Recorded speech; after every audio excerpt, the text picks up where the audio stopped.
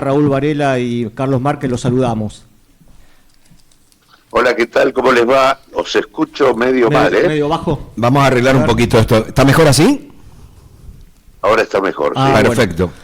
Claudio, no sé si usted tuvo la oportunidad de escuchar el discurso del presidente de ayer o de leer en los medios lo que dijo, como para poder hacer para emitir alguna opinión sobre ese discurso, ¿no?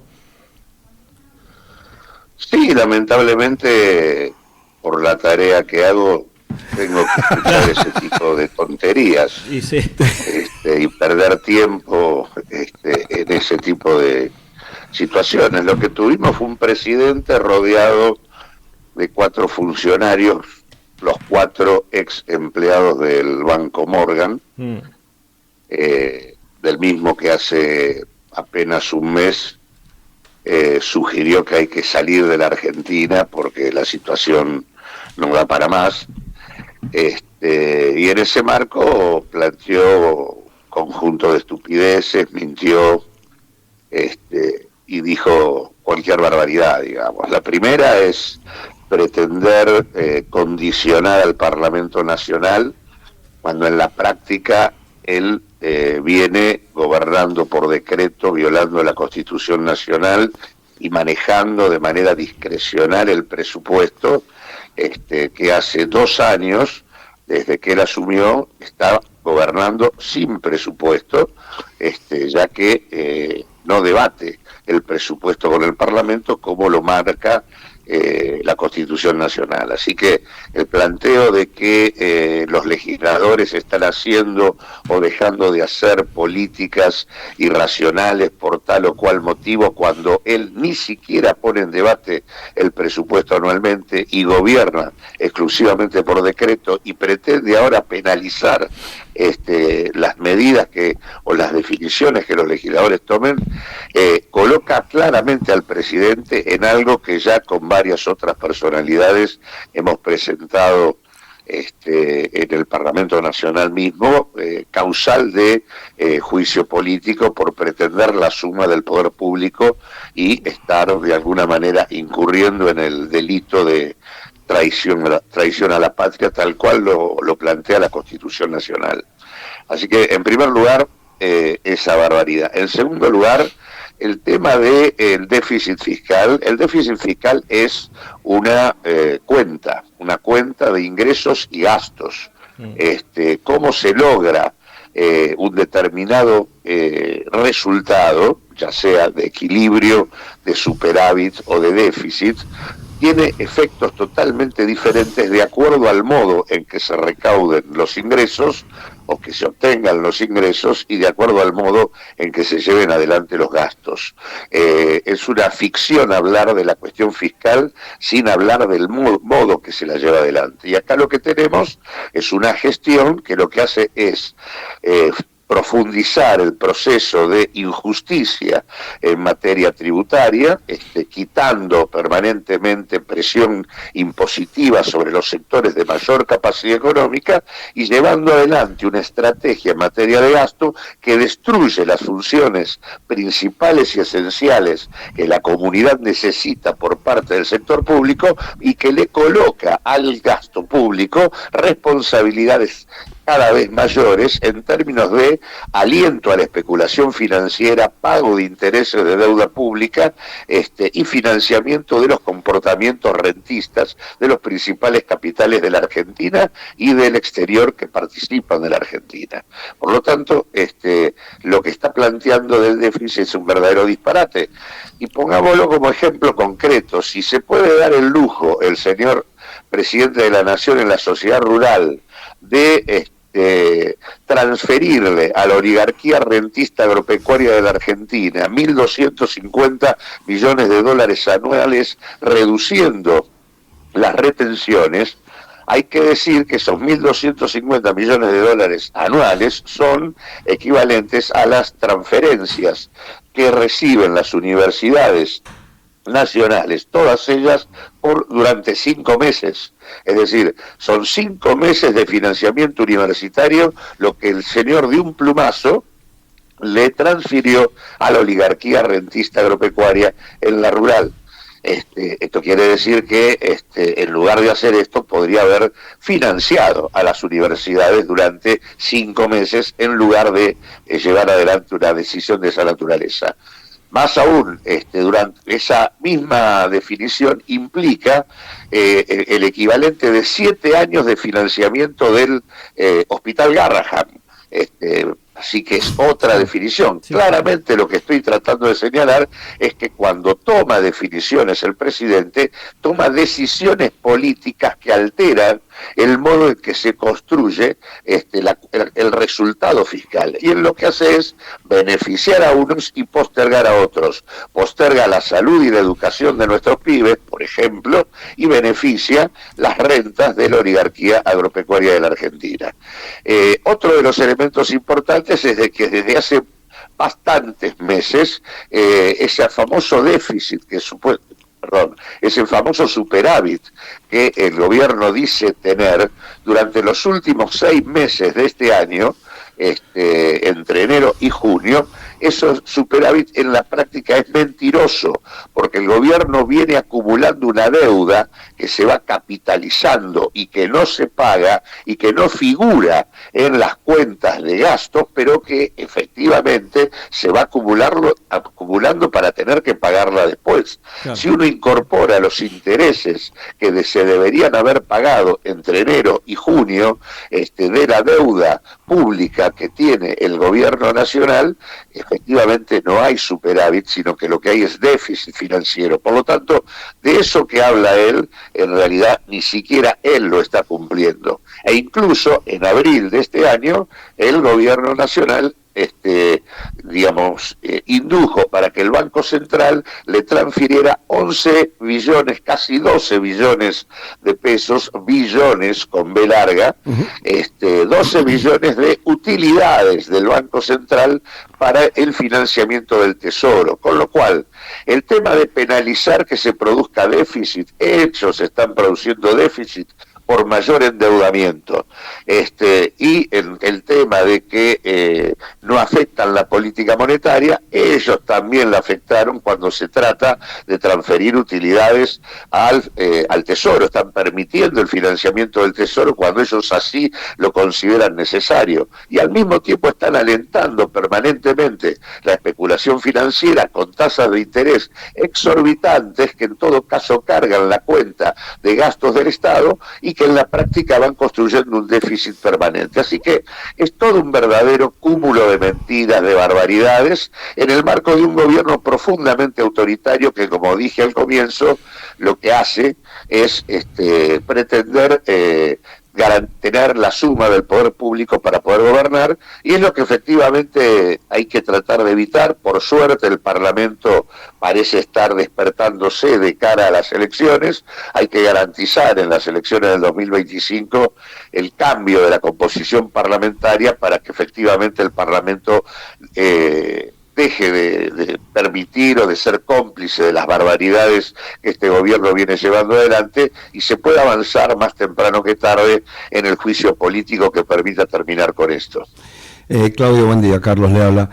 Antes de ir para otra cuestión, voy a enganchar sobre la reflexión y análisis que hizo recién una inquietud que tengo.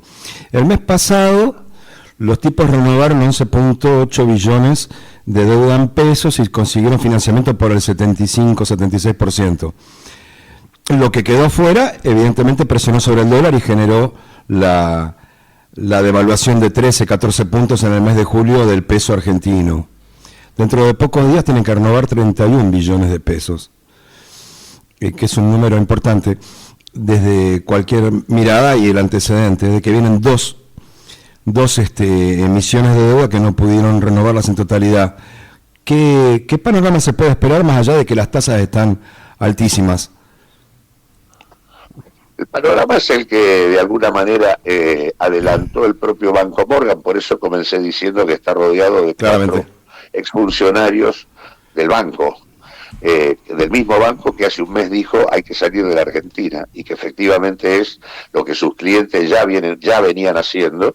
y lo que están haciendo todos, cuando ellos no logran renovar, a pesar de pagar tasas del 65-70%, cuando no logran renovar el 100% de la deuda, lo que está mostrando esto es que efectivamente el camino al dólar está ya prácticamente definido. Así que en este sentido lo que vamos a tener en las próximas renovaciones es exactamente lo mismo, tasas de interés por las nubes y seguramente dificultad para poder renovar el 100% del crédito, más allá de que efectivamente lo que de alguna manera va a poner algún límite a la situación más compleja que se vivió en las renovaciones anteriores fue la aparición de esta suerte de otro aval más, también de carácter absolutamente irregular, por parte del fondo, al haber desembolsado los 2.000 millones de dólares pese a los incumplimientos en materia de política económica venía teniendo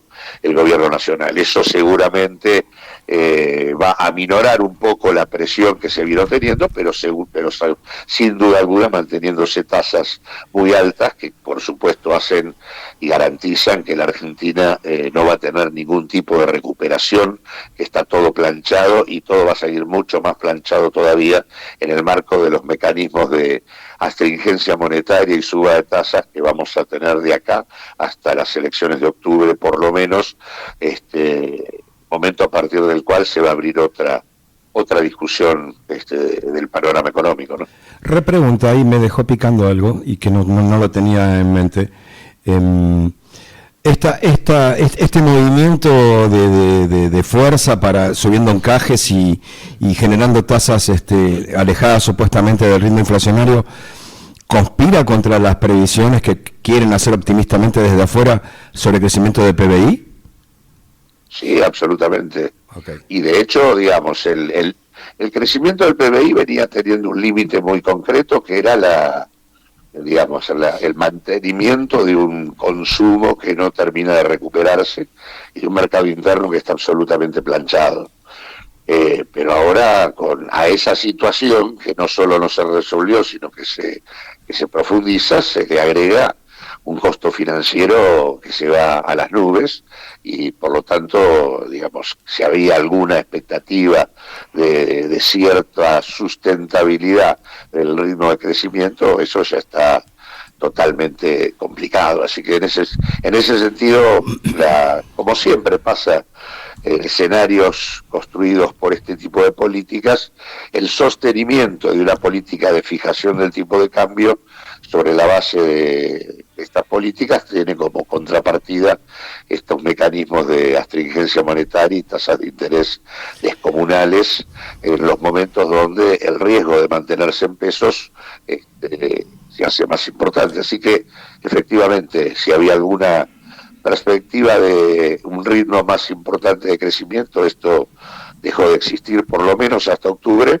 momento donde a partir del cual seguramente vamos a tener, será de una manera o de otra de acuerdo a los resultados electorales, pero seguramente vamos a tener una corrección cambiaria mayor y una nueva profundización de procesos de ajuste que van a impactar negativamente sobre el crecimiento de la economía.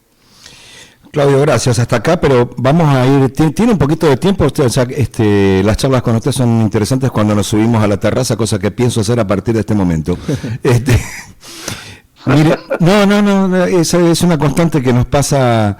Nosotros invitamos a conversar a personas que invitan a pensar y que ayudan en esto, y no lo hacemos para sobarle la espalda. Para los oyentes, previo a lo que voy a introducir al doctor Claudio Lozano es un humanista profundo. No le ayuda mucho el temperamento que puesta a veces y la forma en que lo expresa, porque además es un hombre de lucha, un apasionado. Pero hay una preocupación, tres veces mencionó octubre como un punto de quiebre probable, vinculado recién a lo económico, al crecimiento o a la devaluación. Pero a mí me tiene preocupado, y nos tiene preocupados a mucho, el carácter absolutamente inhumano de este gobierno. Ver con el descaro en que se ataca hasta el nivel de destruir, si se puede, la credibilidad de cosas como la Universidad Pública Argentina, el Hospital de Pediatría, Juan Garraham, llega a un lugar donde hay límite, y finalmente algo, y para que lo desarrolle en el tiempo que quiera, algo más tremendo. Hace 5 años hubo un problema parecido al de tener este gobierno, pero como minoría en el Parlamento en Alemania. Llegaron neonazis en un buen número y la derecha se tentó en un punto de hacer un acuerdo. Angela Merkel fue al Parlamento y pegó un discurso de un enojo terrible, planteando que no, bajo ningún punto de vista había que acordar con esa gente nadie.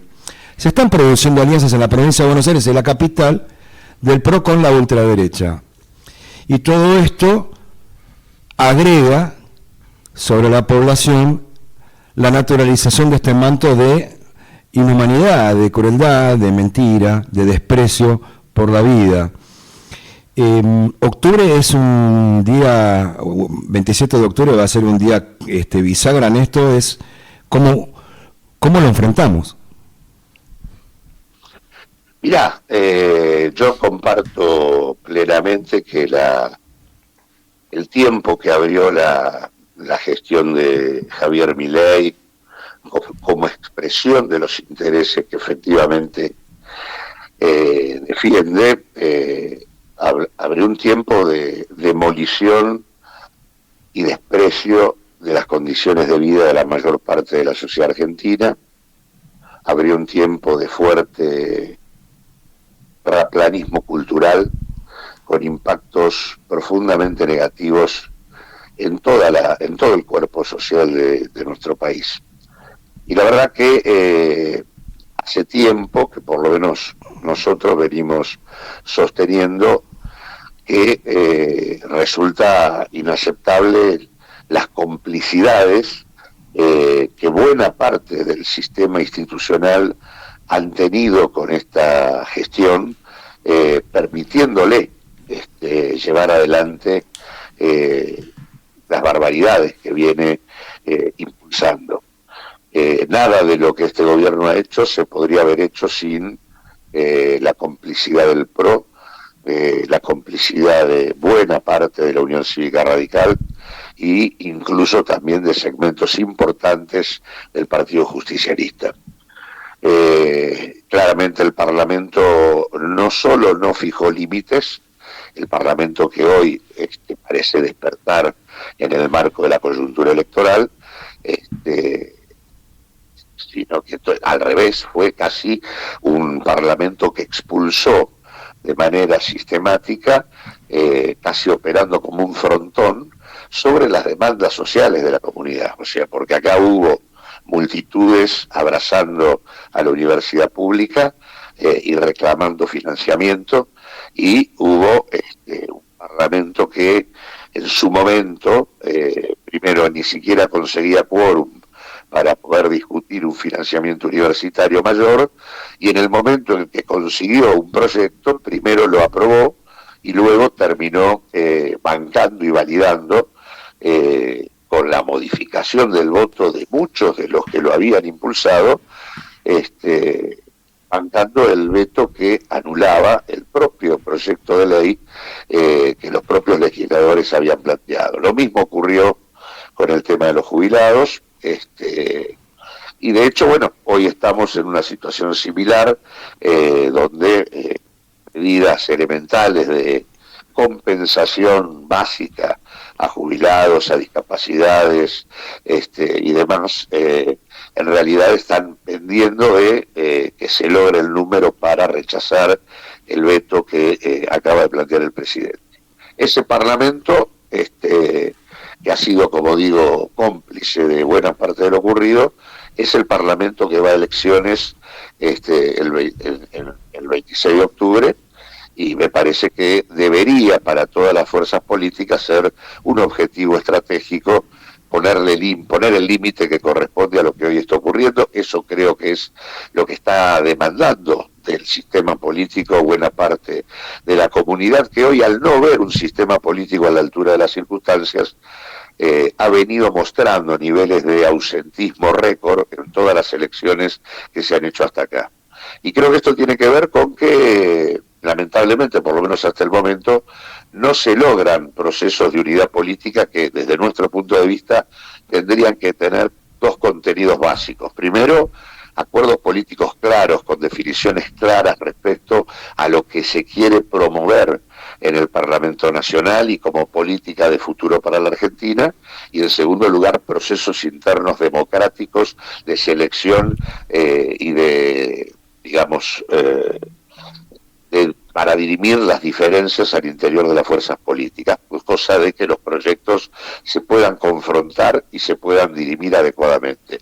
Ninguna de las características estas, ni acuerdos políticos claros, ni democratización interna de las decisiones que permitan incorporar a la gente también en la decisión de cada fuerza política, son las que están a la orden del día en la manera en que se está construyendo y discutiendo la política en la Argentina, y creo que eso está produciendo un impacto negativo sobre la comunidad, que es esa suerte de apatía en el marco del malestar que estamos viviendo. Tratar de modificar eso creo que es el desafío, pero cada vez estamos más complicados, porque cada vez se acumulan más definiciones negativas y cada vez se acerca más la votación de octubre, y se le permite a un personaje de esta naturaleza, y en el marco de las políticas que aplica, que se venga desgastando solo prácticamente, sin que aparezca con claridad cuáles son las referencias políticas que hay que alentar para llevar adelante una estrategia diferente. Claudio, le hago la última y le agradecemos